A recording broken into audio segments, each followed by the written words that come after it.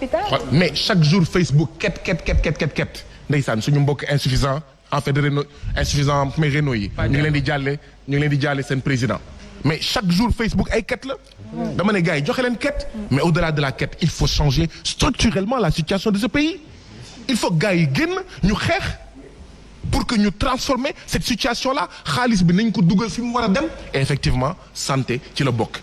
l'hôpital est malade l'hôpital qui doit nous soigner moo njëkk feebar. et hôpital bu feebar xaw ma naka lay soigner ay citoyens yu feebar et c'est ça la situation qu'il faut changer et malheureusement président Macky Sall nekkul ci tànk yooyu posé wu ay actes forts ci loolu et c'est dramatique et loolu nag c'est aux populations de transformer cela maintenant oui askan wi dañ koy sensibiliser dañ koy conscientiser man personnellement kenn mësuma dégg ma xalab maanaam citoyens yi waaw da ngay dégg sax ay nit naan ah non il y a un an élection présidentielle ñoom ñoo voté le président Macky Sall ñaw seen affaire la man je suis pas de ceux-là je le dis pas parce que gëmuma ko. dama jàpp ne conscience des populations day avancer day yokk et que on peut tromper une partie du peuple tout le temps mais on ne peut pas tromper tout le peuple tout le temps et mbas mi malheureusement bokk na ci jafe-jafe président Macky Sall mbas mi dafa wan ne président Macky Sall lu ñu doon wax yëpp. dara du ci dëgg ay taux de croissance ak ay meilleur ministre de la santé meilleur ministre de l'économie et des finances mbas mi dafa wane ne loolu yëpp ay waxi kase la et li wokk maanaam Sénégal moo wokk France de déedéet avant mbas mi les Français savaient que seen système bi baaxul avant mbas mi le personnel de santé faisait des marches pour dire que Macron yaa ngi wàññi lal yi Macron yaa ngi def lii si dans tous les pays c'est que ñii dañuy tappale président Macky Sall du ci mbas mi la xamee ne amul système de santé Macron du ci mbas mi la xamee ne amul système de santé parce que les syndicats de la santé d'ailleurs France bokk na ci secteur yi taux de suicide bi gën a élevé personnel de santé pourquoi infirmiers yi dañuy xaru parce que ndeysaan li am en fait au niveau des hôpitaux manque de moyens nit ñi di dee liggéey bi tar mënuñu ko supporter et que xëy na ñun nu ñu dëgëree nu ñu gëmee yàlla d'accord du ñu xaru mais de tous les pays du monde c'est parce que ce sont les politiques libérales les politiques néolibérales ni mu amee fii noonu lay décliner woo France noonu lay décliner woo États-Unis pourquoi est-ce que États-Unis mbas mi ñan lay gën a dóor noirs yi chicano yi maanaam les latinos ak ñooñu pourquoi parce que ce sont les plus pauvres parce que la santé aux États-Unis aussi c'est une question de xaalis France la même chose fii la même chose ñun bañuñu kenn dem faju bitim réew mi li ñu wax dafa leer ñii di ñu jiite di dem faju man defe naa sax dañoo war a toll foo xam ne Sénégal dañuy ne ministre de l'éducation nationale sa doom école publique la war a jàngee boo ko mënul doo nekk ministre de la santé ministre de l'éducation nationale man maa ko wax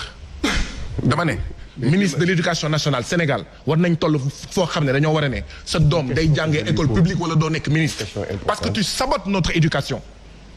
mais les politiciens de ce pays nekk ci ministères yi ils n'ont pas confiance en leur propre système de santé ñun loolu la ñu laaj de waxuñu Omar Faye bu nekkul ministre nekkul ci gouvernement bi am xaalisam di dem mekki di dem faju bitim réew encore que je me dis que réew bu amee système de santé bu baax ça doit être très marginal kuy def tourisme médical les Français qui viennent se soigner au Sénégal bu amee comme ni nga ko waxee c'est tellement marginal que wax dëgg yàlla jarul wax parce que foog naa ne Français yi quand même seen bakkan la ñu bëgg kan mooy ñëw fajoo Sénégal c'est un mouroir donc ñun lu ñuy dut baaraam mooy l'élite politique de ce pays nekk aux manœuvres et tu n'as pas confiance en ton système de santé tu n'as pas confiance en ton système d'éducation Nigéria gars yi dañoo defoon benn étude boo xam ne dañoo gis ne doomu ñi nekk ministre les élites politiques nigérianes seen doom li ñuy fay dans les universités aux États-Unis moo ëpp budget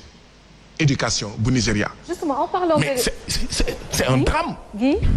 Kandji nekk mais Kandji Demba Kandji mais ce n'est pas n'importe qui. Il va faire du tourisme médical. Ça c'est un problème.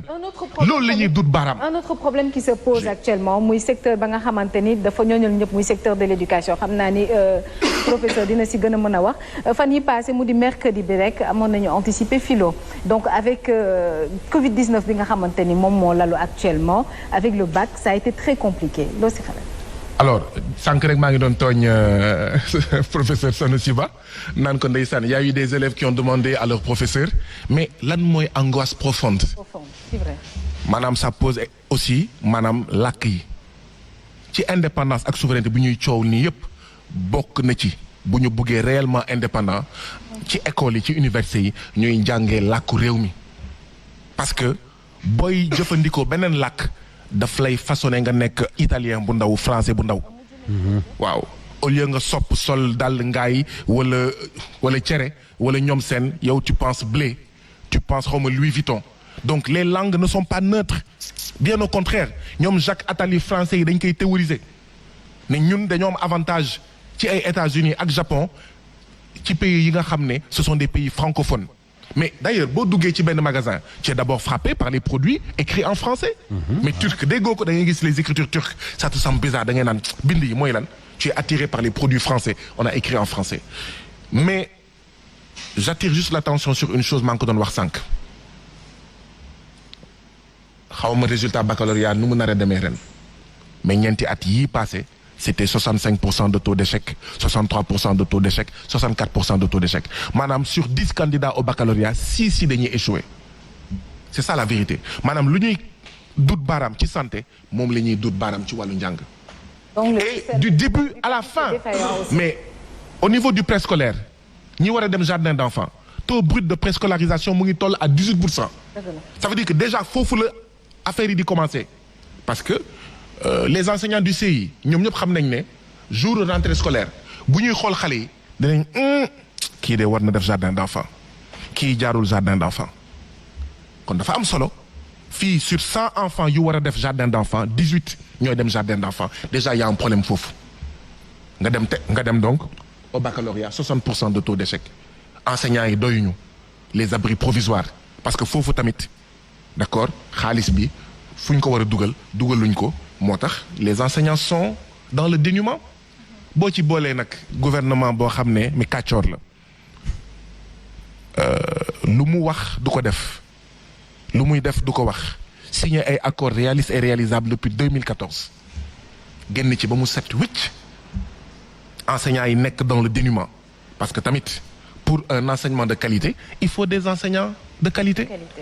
Or bëri na enseignants yoo xam dañ leen war a former maa ngi fàttaliku ay le volontariat foofu tamit FMI ak Banque mondiale d'accord parce que damay fàttali ne plan décennal de l'éducation et de la formation 1995 moo ñu joxoon les volontaires et les vacataires faf quota sécuritaire da ngay jékki-jékki ki doon jaay xaw ma beñe ci koñ bi ñu ne la jàll na quota sécuritaire deful sax formation on est passé d'une formation des enseignants de 3 ans à une formation de 9 mois moo tax école bi ñi dugg CI 95 96 97 98 ñooy def bac depuis 4 ans et donc les résultats que nous avons et qu'on va certainement avoir buñ ko manipuler wul comme Sénégal nous sommes dans la manipulation même quand Macron bu duggee ci classe ñu ne au Sénégal il y a 27 élèves par salle de classe d'accord ñu wax la ne fii on a atteint xawma 1 million de tonnes de riz ah ñu war a joxe ay vivres ñuy dem di jënd ay vivres en fait bitim réew nous sommes dans un pays de manipulation bu ñu manipuler wul chiffres yi ragal naa ne ça va être l'hécatombe cette année-ci parce que je ne vois pas pourquoi ce ne serait pas en fait l'hécatombe ba di def EPS alors que pendant des mois élèves yi defuñu EPS en fait dama am tiitange moo tax tamit foog ñu jóg si parce que suñuy doom suñuy sët bu ñu toogee seetaan l'école publique ça va être la catastrophe Serigne Mbaye Thiam moo décrire situation bi bu baax a baax bi mu nekk ministre de l'éducation nationale li may waaj a wax ni moom moo ko wax mu ne l'école sénégalaise est une fabrique d'échecs maanaam usine boo xam ne day jur lajj effectivement 65% de taux d'échec 64% de taux d'échec effectivement l'école sénégalaise est une fabrique d'échecs donc ni ñu war a soppiwee wér-gu-yaram bi noonu la ñu war a soppiwee njàng bi et mbas mi dafa wane ne toutes les critiques yu ñu doon def ci différents secteurs yi elles sont vraies da nga war a fullal wér-gu-yaram da nga war a maanaam fullal itam li nga xam ne moom mooy njàng bi les secteurs dits sociaux yi nga xam ne FMI ak Banque mondiale dafa doon wax tous les états soumis ne leen moins d'état mieux d'état bu leen wàññi leen seen loxo dans les secteurs dits sociaux mais mu ngi nii et ça nous rattrape dramatiquement tragiquement et donc il faut changer de paradigme il faut déconstruire cela il faut aller vers d'autres voies Einstein nag am na lu mu waxoon un problème il ne se résout pas par le mode de pensée qu'il a créé or président Macky Sall dañ ko formaté Ouattara dañ ko formaté IBK dañ ko formaté dañ leen formaté pour servir dañ leen formaté pour ñu nekk ay surga France banque mondiale ak impérialisme lii Omar Faye doon wax sànq ne dafa mel ni dafa naa moom moo ko doon wax dafa mel ni dañ leen liggéey pour ñu dëdd doomi réew et ñu fulal bitim réew defe naa moo doon wax sànq liggéey bi une formule boo xam ne mais c'est une formule très heureuse mais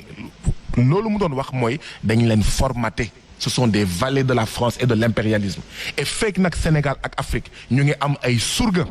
borom doole yi nekk bitim réew du ñu génn ci sous-développement du ñu génn ci une éducation bu nekk une fabrique d'échecs du ñu génn ci benn santé boo xam ne c'est une fabrique de mort. C'est une fabrique de malades voilà. Merci beaucoup Guy Marius Sagna. Alors professeur, je vous interpelle là-dessus parce que ce matière moom la ñu doon def bac récemment ni mu di mercredi bi passé ak ce